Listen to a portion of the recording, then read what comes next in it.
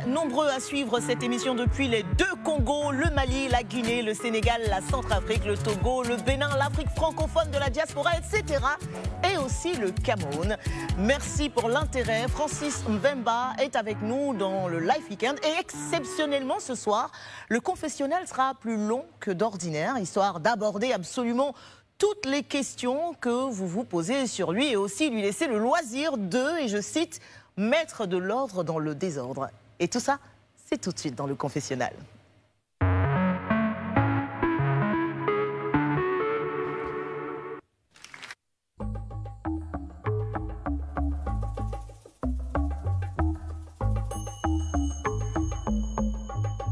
L'adulé pour son œuvre transgressive, Francis le plébiscité, le gourou pour être d'envergure, à défier l'ordre et la bien-pensance, être devenu un mythe incontournable de la culture, de l'homme de fer. Mais aujourd'hui, toi, la figure de cette loi, cette construction socio-culturelle de l'autorité, es-tu susceptible de souffrir la remise en cause et de t'afficher cette traîtresse d'émotion? Makessé, voici ton confessionnal. Promets-tu de dire la vérité? Rien que la vérité. Je jure. Première question. Francis Mvemba, pourquoi? Pourquoi quoi? Pourquoi, à ton avis, tu es aujourd'hui l'objet de toutes les curiosités? Par rapport à mon mariage déjà, que ce soit dans mon entourage, dans ma famille et l'entourage de Emilia, notre entourage ont décidé qu'on ne pouvait pas être ensemble, qu'on ne devait pas être ensemble. Pourquoi tu dis ça? J'ai constaté, j'ai regardé tous ces mois de silence, je faisais qu'observer le comportement des uns et des autres, écouter. On apprend plus en écoutant qu'en parlant, donc je me suis tué afin d'écouter les rumeurs, les on-dit. J'ai réalisé ça et ça m'a permis aussi de faire le tri dans mon entourage. Moi et Emilia, on a commencé tous les deux. Il n'y avait personne, on a demandé la permission à personne. On a décidé de s'aimer tous les deux. Et lorsqu'on a décidé d'afficher ça aux yeux du monde, des personnes se sont dressées afin de pouvoir saboter cette relation. J'ai tout entendu, moi ça me fait rire. Et je ne me suis pas marié avec elle par hasard. C'était un choix réfléchi. Je savais que cette personne-là, je ne pouvais pas avoir de relation avec elle à part de l'épouser. Je le savais depuis même des années, avant même de la connaître, je savais. Donc je faisais tout pour ne pas la chercher. Je faisais tout pour ne pas la regarder. Et à mon anniversaire, c'était le 2 avril, la veille de mon anniversaire, le 2 avril 2020. Mon petit frère, il vient, il me ramène une photo et il me dit, cette fille-là, quand je la vois, je pense à toi. Et il me montre la photo d'Emilia, je dis non, pas elle. Il me dit, pourquoi? Et je lui dis, c'est la seule femme qui peut me ramener à la mairie. Donc il faut me laisser m'amuser encore. Il m'a dit non, c'est elle. Je dis non, pas elle. Et il a quand même fait en sorte qu'on puisse se connecter. Et la suite, on la connaît? Non, vous ne connaissez pas la suite. Tu veux nous la raconter? Oui, parce que des personnes ne peuvent pas, comment dirais-je, parler pour deux personnes qui ne connaissent pas. Je peux être dans un village et pianoter ce que je veux sur mon clavier, ça ne fait pas de moi une personne qui connaît la situation entre deux personnes. Les deux seules personnes qui ont le pouvoir de pouvoir décider dans cette relation, c'est moi et Emilia. Par exemple, ma mère n'est pas venue à mon mariage. Et ça a fait couler beaucoup d'encre? Oui, maintenant, la vérité, je vais vous la raconter. Pourquoi ta mère n'était pas présente à votre mariage? Ma mère est très malade, elle ne pouvait pas tenir debout plus de 5 minutes. Est-ce que ton épouse avait déjà rencontré ta mère avant le mariage? Non, elle se parlait on a décidé de s'unir durant le Covid. Et on aurait pu attendre, mais elle était déjà tombée enceinte et c'était important pour elle qu'elle puisse être mariée avant d'accoucher mon bébé. Sophie? Oui, très spécial cet enfant. Alors, bon, ce confessionnal, j'avais décidé de le scinder en plusieurs parties. Donc d'aborder des sujets selon de thèmes précis. Je voulais commencer par la situation socio-professionnelle de Francis Wemba avant de tomber dans ta situation matrimoniale et dans toute cette histoire avec ton épouse, hein, Coco Emilia. Alors on va revenir donc à la situation socio-professionnelle. La question t'a été posée tout à l'heure sur la table. Francis Wemba, es-tu vraiment milliardaire? Vous parlez de milliards dans la zone franc CFA. Réponds à la question. Je réponds à la question. Dans la zone franc CFA, 1 milliard équivaut à 2 millions d'euros, c'est ça? Je vais te raconter une anecdote sur 2 millions d'euros, d'accord? Tu me suis? Écoute. Beaucoup de Camerounais sont en train d'écrire du matin au soir sur moi, mais aucun n'a pu chercher ce qui était au bout de leur nez. J'ai une société minière au Cameroun depuis 2014, dont il y a 1 700 000 € d'investissement perdu, que j'ai appris durant mon mariage. Je n'avais pas mis les pieds au Cameroun pendant quelques temps. Et lorsque je reviens au Cameroun pour voir la situation de cette société, on me dit qu'il y avait un trou d'1 700 000 €. J'ai appris ça en direct avec Emilia. Emilia me dit, mais attends, depuis quand tu as laissé tout ça, etc., etc. On a discuté. Donc si on parle de la zone franc CFA, les 2 millions, 1 million, depuis, on ne parle même plus de ça. J'ai fini avec ça. Maintenant, milliards, dollars, euros, prophétiser, j'accepte. Est-ce que tu es diamantaire? Diamantaire, pour un Congolais, c'est banal. Pour quelqu'un qui est au Cameroun, ça les choque. Diamantaire, c'est banal. J'ai commencé le diamant grâce à une personne que j'aime beaucoup, je respecte. À l'époque, c'était un colonel. Et aujourd'hui, il est devenu général. Il m'a introduit dans le monde du diamant en 2009. En 2009, et être au milieu, ramener des acheteurs, etc., je ne gagnais pas assez, ça n'allait pas assez vite. Donc il fallait acheter des dragues, etc. Donc je suis propriétaire de dragues sur Chikapa, où j'ai commencé, j'ai mis un de mes frères justement, côté papa, surveiller.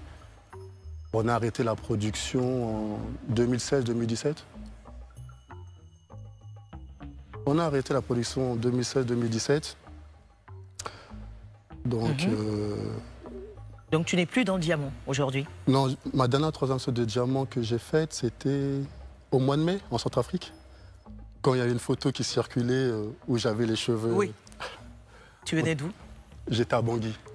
J'étais à Bangui, on termine une transaction de diamant. Maintenant, je ne suis plus dans l'exploitation, je suis dans facilitateur. On m'appelle, on me dit « Ok, t'attaques ». C'est uniquement cela que tu fais dans la vie aujourd'hui pour gagner ton pain? Si je me décris actuellement qui est Francis Wemba, je veux dire que je suis un deal maker. Un deal maker? Ouais. Honnête? Honnête, toujours. Qu'est-ce que tu réponds aux critiques sur les réseaux sociaux qui disent que oui, on le voit trop pour quelqu'un qui est dans le diamant. Généralement, c'est des gens qui sont discrets. Mais j'ai toujours été discret. C'est juste parce que j'ai épousé une femme célèbre qu'on me connaît. Qu'est-ce que j'ai fait pour me montrer? Si ce n'est pas mon mariage, j'allais rester toujours discret. Concernant la situation politique, pour aborder le deuxième thème, tu as déjà répondu à ma première question, à savoir pourquoi tu es descendu dans l'arène. Pourquoi tu as décidé de t'engager en politique, en tout cas de te présenter en 2018 aux élections présidentielles? Donc tu as répondu à la question tout à l'heure. Mais pourquoi ne pas avoir commencé par d'autres postes dans l'administration politique, comme député par exemple, et gravir les échelons avant de vouloir briguer la magistrature suprême? J'ai du mal à obéir aux ordres. Je n'aime pas qu'on me dirige. La politique... Je vais te raconter une anecdote comment je suis rentré en politique. À la base, j'étais tranquille dans mes affaires. Et j'avais un projet avec justement le ministre des Affaires étrangères. J'ai dit, moi, je vous laisse votre politique là. Non, moi, consul honoraire à Monaco, moi, je suis tranquille à Monaco, je fais mes affaires. Je travaille pour mon pays à distance. Il me signe ma nomination. Maintenant, il faut envoyer le dossier à l'ambassade du Congo à Paris. Et là, je vois l'ambassadeur. Il prend mon dossier et me dit, mais pourquoi il a signé cette nomination? C'est pas comme ça. Et j'ai vu dans son regard, comme s'il me regardait de haut, j'ai dit, il est fou lui. Et je le redis, il est fou lui. Il ne sait pas les montagnes que j'ai soulevées pour arriver ici, parce que toi, tu es le fils d'un politicien, ça te donne... Je dis, non seulement je vais rentrer dans la politique, mais je vais exceller dans cette politique.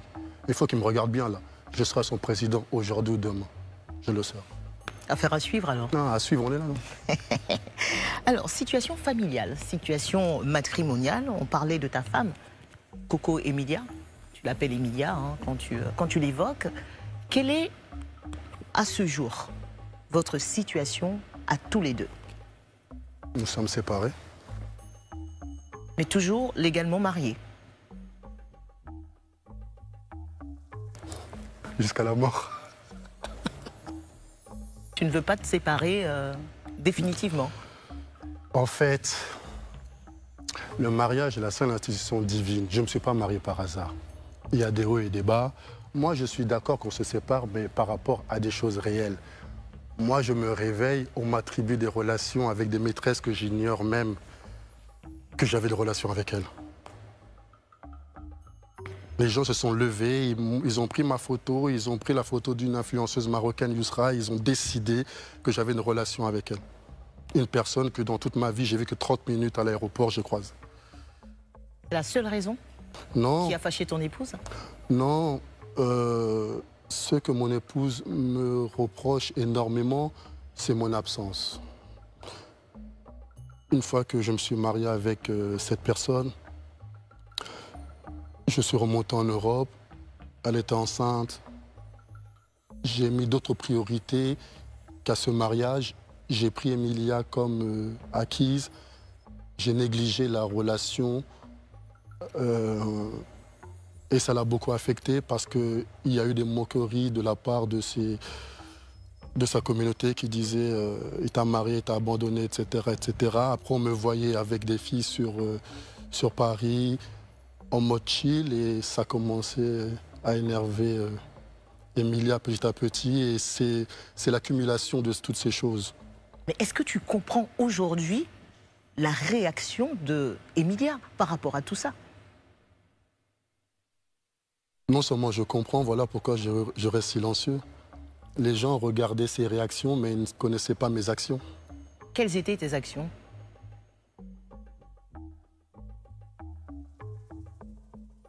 Les mauvaises actions. C'est que, au départ, jusqu'à notre mariage, c'était ma priorité, et sans le vouloir et sans m'apercevoir, je faisais en sorte de ne plus faire des efforts que j'aurais dû faire dès le début du mariage. Et les commentaires, les avis, les critiques extérieures n'ont pas aidé mon mariage à... C'est uniquement ça, ta part de responsabilité dans cette histoire? Oui. Parce que lorsque je parle avec elle, les seules choses qu'elle me reproche, c'est tu m'as abandonné, lésé, humilié, trompé. Ce sont ces phrases. Est-ce que tu l'as trompée? Non. Avec la réputation que les gens t'ont donnée, en tout cas. Qu'est-ce qui prouve que tu es dans la vérité? Mais ma voix. Pas convaincu. Ça nous emmène à nous poser la question de savoir si tu n'as jamais aimé véritablement Coco Emilia.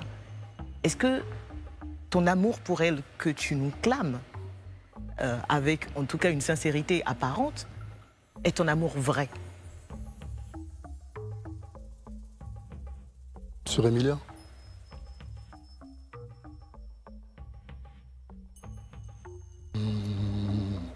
J'ai connu beaucoup de femmes, j'ai aimé beaucoup de femmes, mais Emilia, c'est spécial. C'est La dernière fois, je l'ai appelé, je lui ai dit m'aimer t'énerve, t'aimer m'énerve, mais on a un amour naturel. Je ne fais pas d'effort d'aimer Emilia. Emilia, si elle pouvait prendre mon amour et le balancer, elle aurait balancé tout de suite. Et moi, de même. Je ne cesse de dire que nous sommes deux fragments d'une seule pièce. J'ai toujours su que lors de mon mariage coutumier avec Emilia, je me suis soumis à tous les rituels de la tradition Bamileke.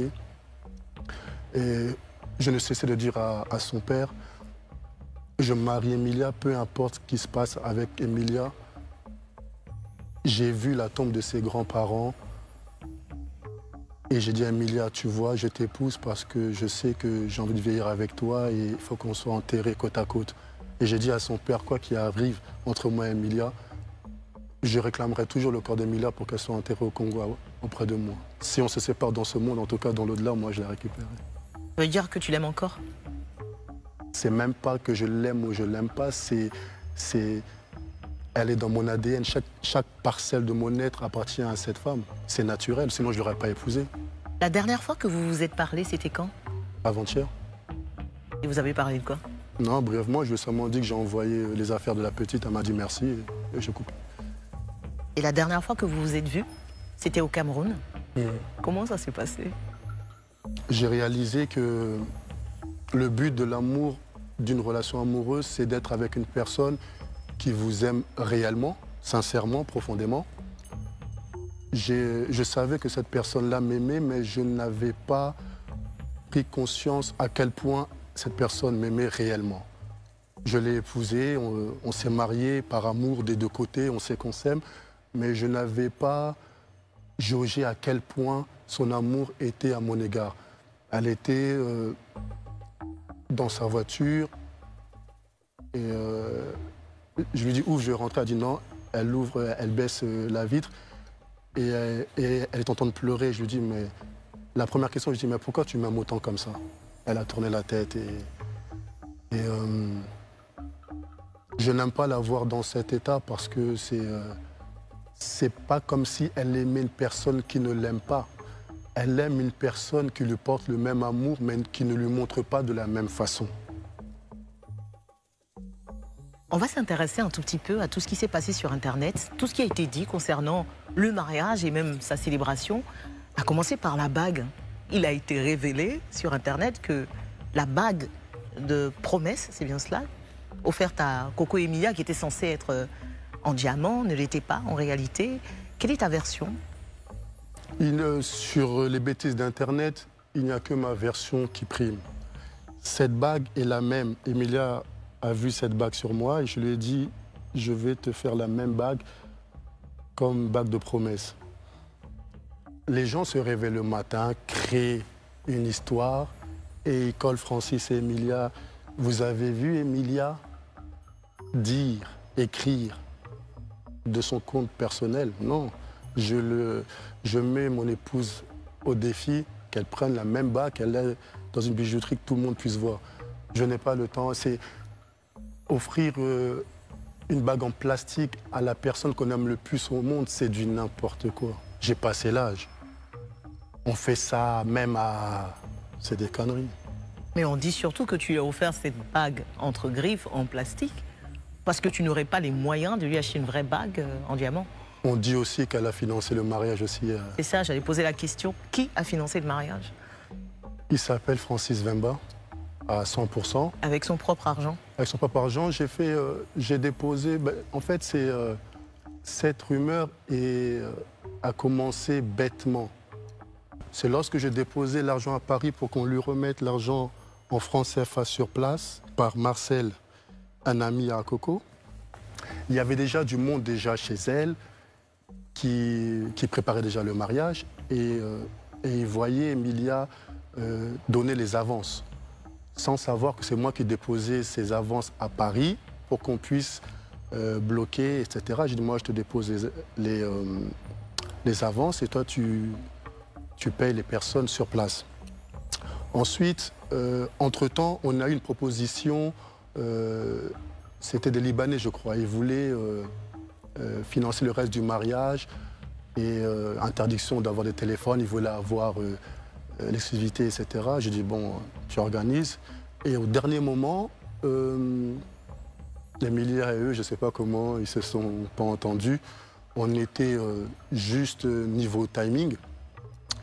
Et c'était difficile avec le Covid en Europe, etc. Donc j'ai dû faire des transferts d'un compte espagnol vers le compte d'un de ses amis. Et on m'a mis du cash à disposition sur place. Mais je sais qu'en décembre, lorsqu'on a commencé à se séparer, je parlais avec une de ses amies qui m'a dit, tu sais que Coco avait participé au mariage à hauteur de 2 millions de francs CFA. Je ne savais pas.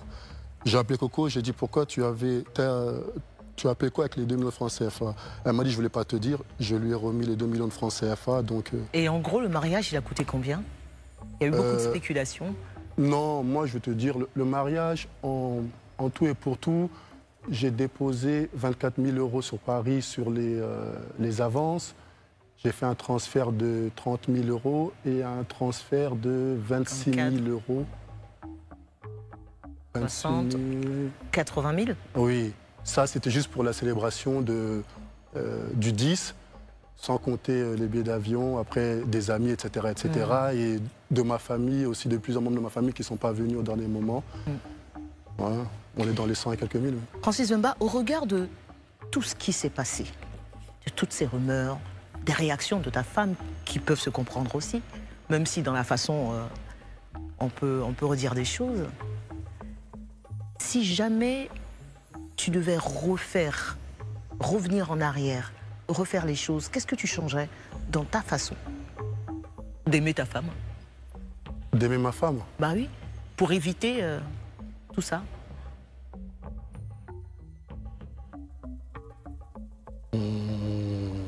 Si je devais revenir en arrière, je n'aurais pas fait un mariage avec autant de monde que je regrette aujourd'hui, parce que j'ai réalisé qu'ils étaient à mes côtés, mais pas de notre côté. Il y a plein de personnes qui n'auront pas assisté à mon mariage parce que...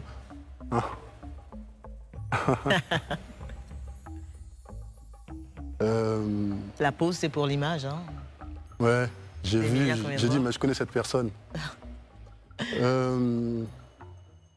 Si c'était à refaire, j'épouserais la même personne dans 10 000 vies, ça aurait été elle, que elle et que elle. Pas parce que c'est pas qu'elle est mieux que les autres ou plus belle que les autres, c'est que c'est la personne qui me correspond le mieux. Ouais. Est-ce que tu as des regrets aujourd'hui? On n'avance pas avec les regrets, mais j'ai appris. Et comme je dis, je remets ce mariage entre les mains de Dieu parce qu'on est séparés aujourd'hui. L'avenir appartient à Dieu. On peut se remettre dans 1 an, dans 10 ans, dans 20 ans. Mais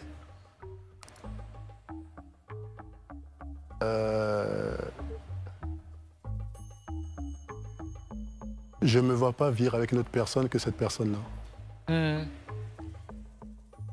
Avec son sale caractère, ça bouge pointu d'un poli. Dans ta famille, tout le monde n'est pas forcément pour cette union avec Coco et Emilia, notamment certains de tes enfants qui font aussi des posts sur les réseaux sociaux, certainement pour te défendre hein, des propos d'Emilia. Qu'est-ce que tu penses de tout ça, de cette guéguerre? En fait, il n'y a pas de guéguerre, c'est lorsqu'Emilia poste des choses, c'est à chaque fois, par exemple, on va lui envoyer que je suis avec une fille, par exemple, quelque part. Elle va sortir, elle va commencer à écrire, m'insulter de tous les noms. Moi, c'est pas que... Chacun a son comportement. Mon épouse est de nature très jalouse, impulsive. Elle est très colérique. Et moi, je suis plutôt plus calme, réfléchi. Mais pourquoi tu t'affiches avec des filles si tu sais qu'elles n'aiment pas? Non, c'est pas que je m'affiche avec des filles ou qu'elles n'aiment pas, c'est que j'ai 40 ans, j'ai des amis. Hier, on était au restaurant ensemble, on rigolait. Ouais. Ça, c'est... Je ne vais pas... il n'y a rien. Tu comprends? J'ai des amis, j'ai des sœurs, des cousines, des relations, des... Voilà, c'est... on n'arrive pas aussi loin dans la relation, arrivé au mariage. J'aurais pu me marier 1000 fois avant elle. Justement, ça se racontait que tu t'étais déjà marié traditionnellement avec d'autres femmes. Moi, j'ai envie de voir les familles des autres femmes qui ont dit que je me suis marié avec leur enfant. Parce qu'après, c'est les on-dit. Emilia, c'est la... Pardon, c'est la seule personne que j'ai fait l'effort d'aller jusqu'à sa famille, son pays, que je voulais plus remettre les pieds, même si j'avais des... Non, moi, Pourquoi? Ce n'est pas un pays qui me porte bonheur. Le Cameroun? Non. Pourtant, tu y as trouvé ton épouse, non? Ouais, Dieu, il est assez... ironique. Ouais. Ce n'est pas un pays que je voulais remettre les pieds et je me force à chaque fois d'y aller parce que il y a une partie de moi là-bas en la présence de cette femme et de ma fille, mon fils aussi maintenant. Qu'est-ce que tu n'aimes pas au Cameroun? En fait, je n'aime pas perdre. Et j'ai perdu trop de choses au Cameroun et ça me dérange de ne pas pouvoir les récupérer. C'est quand ces imbéciles d'Internet sont en train de parler, je leur dis il faut aller voir au ministère des Transports de votre pays. Vous allez voir que j'ai plus de 400 000 € de matériel que je ne calcule même pas. On ne regarde. Moi, j'ai des soucis de riches, pas de pauvres. Moi, j'ai des soucis pour récupérer mes investissements au Cameroun que j'arrive pas à récupérer. Et le fait d'y être, déjà, ça m'énerve parce que je ne peux pas aller en justice avec la personne. Je ne peux rien faire parce qu'elle a des appuis politiques assez solides pour l'instant. Mais malgré tout, je suis quand même venu par rapport à Emilia. Et je pense que si elle avait eu son visa, Emilia, je ne pense pas qu'elle aurait remis les pieds au Cameroun. En tout cas, c'est ce que je lui disais de toute façon. Le procès, on en parle? Le procès, c'est... Emilia a demandé le divorce en Europe.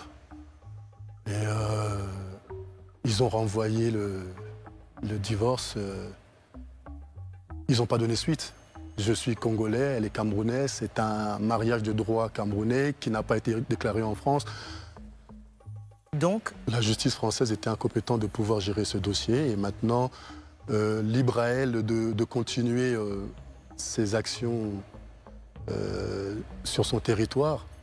À l'heure où on parle, toi et moi, il n'y a pas de procédure de divorce en cours. Même s'il y a une procédure de divorce dans son pays, elle va divorcer seule. Et si elle y arrive, je repartirai la remarier. Tu n'as pas arrêté de regarder cette image de ta femme, en tout cas officiellement, c'est toujours ta femme, Coco Emilia, avec des yeux d'amour, c'est sûr. Si tu avais, à cet instant précis, quelque chose à lui dire en la regardant, droit dans la photo, pour ne pas dire dans les yeux, ce serait quoi? Qu'elle puisse se ressaisir, d'arrêter de boire de l'alcool par rapport à sa santé, de se concentrer sur ses affaires parce que il faut qu'elle reste focus sur le business et qu'elle se concentre. Tu penses qu'elle regrette d'avoir dit oui à ta demande en mariage aujourd'hui? Qu'elle regrette ou qu'elle regrette pas, c'est pas mon problème, c'est déjà fait. Et les regrets, n'a pas de place entre elle et moi parce qu'on ne s'est pas marié par hasard. C'est avant de se marier, cette personne était d'abord mon amie, c'était ma confidente. Chacun avait sa relation de son côté. Elle me racontait ses histoires, je lui racontais mes histoires. Et je connais très bien cette personne. Par exemple, là, si je sors et j'ai un accident, je sais que si il me manquait quelque chose, elle ne va pas hésiter à me donner... Comme un organe, par exemple? Ouais, elle n'hésitera pas. Ça, c'est ma photo préférée. On se ressemble, elle et moi. C'est la seule fois où tu buvais de l'alcool, c'est Ouais. ça? Ouais. Coco Emilia, en tout cas, il se raconte qu'elle a perdu énormément de choses après son mariage avec toi. Comme quoi? Comme par exemple le droit de voyager, d'avoir un visa pour la France notamment. Ouais. Qu'est-ce qui s'est passé? Ben, en fait, ils se sont amusés à lui créer un dossier judiciaire de plaignants qu'on n'a jamais vu. Elle a eu des mandats d'amener, elle s'est présentée, il n'y a jamais eu de plaignant, juste pour pouvoir boycotter. Et moi, je pense que... Très belle photo aussi. Ouais, ouais, on était mignons là. Ouais. Après, les on-dit, ils disent que c'est à cause de moi que j'ai donné des faux papiers, etc. Il faut parler, hein. Tu n'as pas donné de faux papiers? Non, je n'avais même pas besoin de donner des papiers par rapport au visa d'Emilia. C'est une personne qui a toujours eu des visas long séjour pour l'Europe. Elle n'a besoin de personne. Je ne suis pas camerounais. Au Cameroun, elle a besoin de personne pour venir en Europe. C'est juste qu'il y a eu de la mauvaise foi de pas mal de personnes autour pour lui empêcher de me rejoindre sur l'Europe. Tu es toujours amoureux de ta femme, mais elle a décidé, elle, de prendre un autre chemin, en tout cas pour l'instant. Vous êtes séparés. Est-ce que toi, tu te considères aujourd'hui comme un cœur à prendre? Il n'y a rien à prendre. Non, c'est pas ça. C'est... Quand je regarde cette photo, je vois deux personnes qui s'aiment dans une histoire inachevée. Ce n'est pas le moment de vivre cet amour. Tu gardes espoir? Non, moi, je ne suis pas un homme qui garde espoir. Je ne vis pas d'espoir. Moi, je prends ou je laisse. Il n'y a pas d'espoir dedans. En tout cas, pour l'instant, tu n'as pas laissé. On l'a bien compris. Non, on n'est même pas dans laisser. Quelque chose qui t'appartient est à toi. Qui vit en ce moment dans ta maison à Monaco? Depuis septembre, personne. Toute l'année dernière, j'étais seul avec Chelsea. Voilà pourquoi je suis tout le temps accroché à elle. Les gens ils pensent que je la favorise aux autres. Pas du tout. Les autres sont avec leur maman. C'est la seule qui est restée avec moi à l'école là-bas. Et cette année, comme j'ai prévu pas mal de voyages, elle est repartie chez sa maman juste pour une année. Ma collègue Chelsea.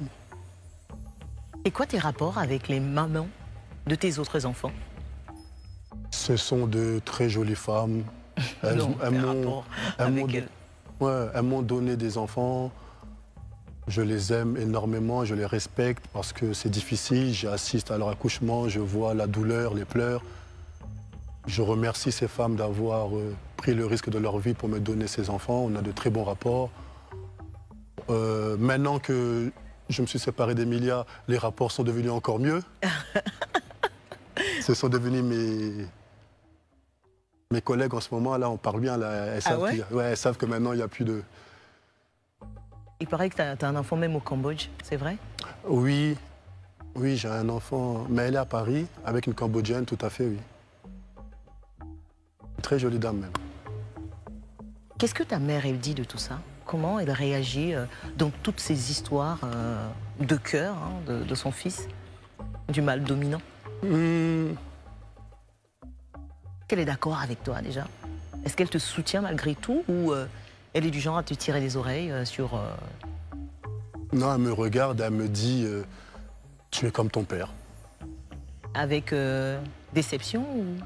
Non, parce que tous mes enfants sont ensemble, se connaissent, c'est une famille. Dès que j'ai un enfant, j'appelle ma mère, je dis tiens, il y a un autre pour toi là. Comme ça? Il y a un autre pour toi là.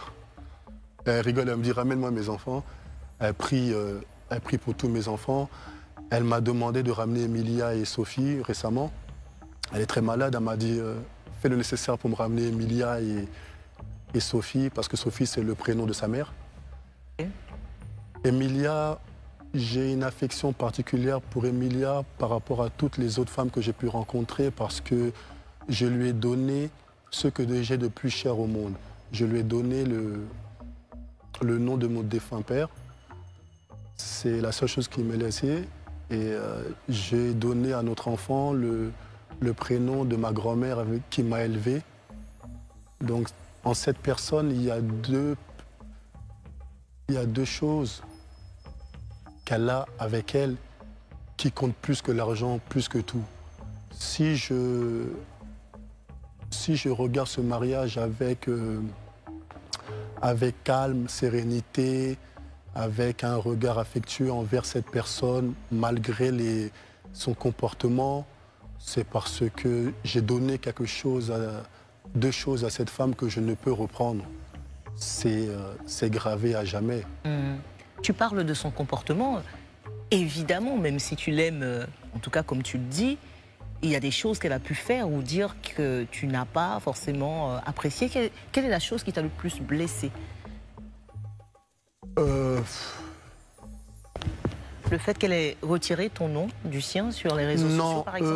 Non, qu'elle ait posé la bague? Ça encore, c'est ce qui m'a dérangé, c'est que cette personne, Emilia sait comment me faire mal et moi, je sais comment faire mal à cette personne. Parce qu'on se connaît réellement. Je t'ai dit, nous étions d'abord amis, confidents. Lorsque je regarde Emilia, je ne regarde pas tout ce qui nous oppose aujourd'hui, ni ce qui nous sépare, mais je regarde tout ce qui nous a unis. Premièrement, cette personne, quand je l'observe, je suis resté 1 an et demi allongé suite à ma maladie d'embolie pulmonaire bilatérale segmentée.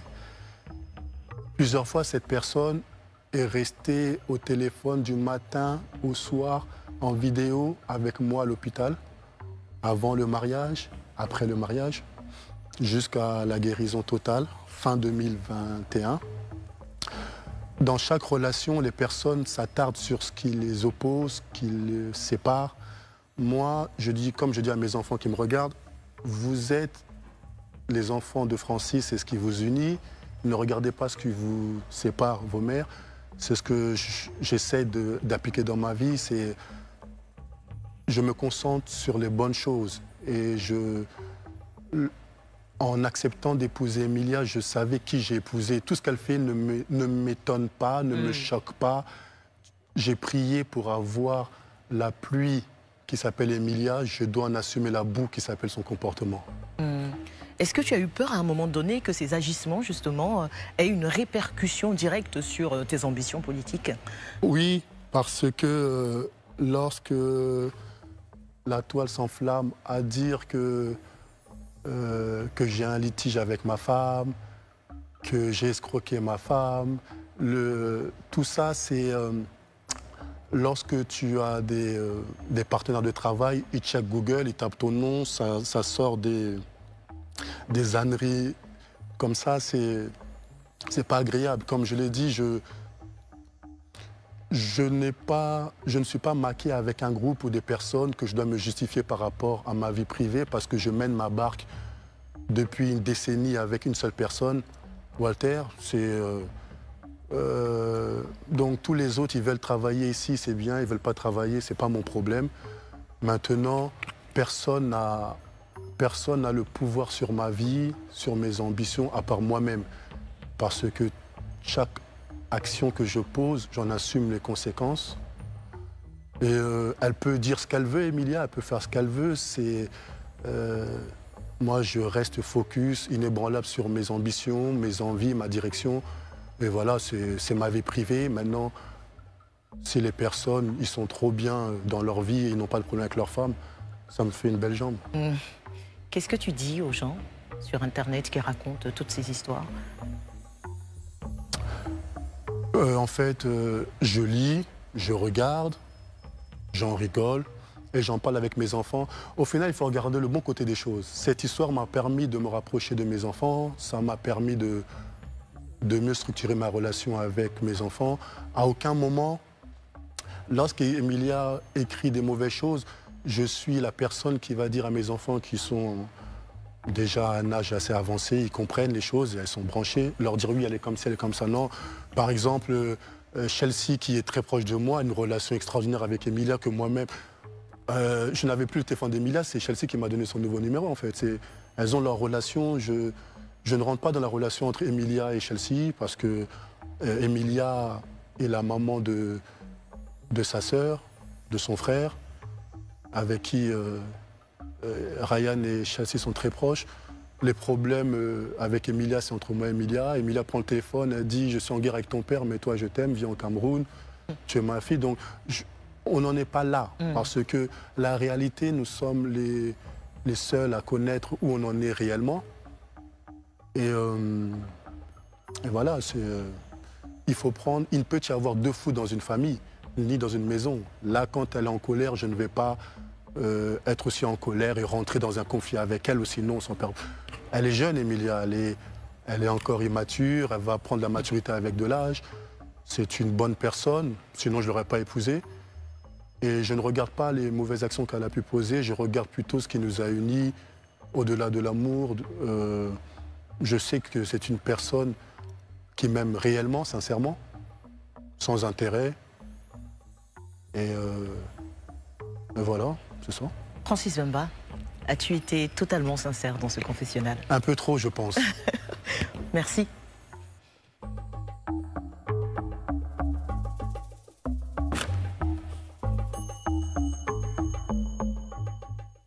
Bien, fin de la deuxième partie du